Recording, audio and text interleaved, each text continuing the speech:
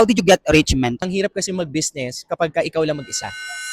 Success will follow kapag ka ginagawa mo yung part mo, pag nasa tamang company ka, Dahil busy yung mentor natin. Ngayon, kukuhain natin ng opportunity. Inintay kita, mentor, tapos inintay ko siya, tapos ganyan, pinagbigyan ko lahat. Para lang makuha yung time niya, di ba? Tingnan mo, busy siya. So, hindi tayo pinagbibigyan. Kukunin natin yung short time ng ating upline mentor at magbibigay siya or mag-iwan lang siya ng konting word of encouragement para sa ating pagninegosyo. Mentor, TJ, welcome sa ating mini vlog. And how did you get rich, mentor? Uy, grabe. Actually, isa lang tayo sa natulungan, no, na blessed ng IM Worldwide. Very thankful ako na naging part ako ng company na to. Alam mo yun, kumbaga halos lahat nandito na eh. Kumbaga pinapagaan ng company natin yung pagnenegosyo natin.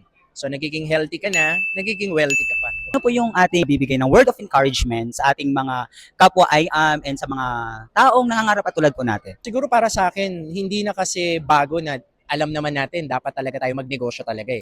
Kaya lang, ang hirap kasi mag-business kapag ka ikaw lang mag-isa. Iba talaga kapag ka meron kang community na tumutulong sa'yo. Yung mahirap, nagiging madali pag part ka ng IM Worldwide. Pinaka-vital dito, nasa tamang vehicle ka. So I think success will follow kapag ka ginagawa mo yung part mo, pag nasa tamang company ka, nasa tamang grupo ka sa Spartans. Yeah. Yan ang success nakadepende sa mga taong sinasamahan mo. Yes. So, as long as nakadikit ka sa mga taong may gusto ring marating, it's just a matter of time, may mararating ka rin. Ang importante lang, huwag ka mawala. Yun yung hard work dun eh.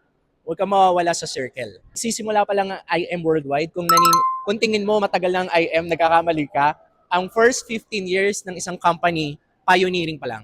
So excited ako sa next 5 years, next 10 years ng IM Worldwide. Naniniwala ako talaga na tayo na, mga top earner na. Yes, and I do believe that.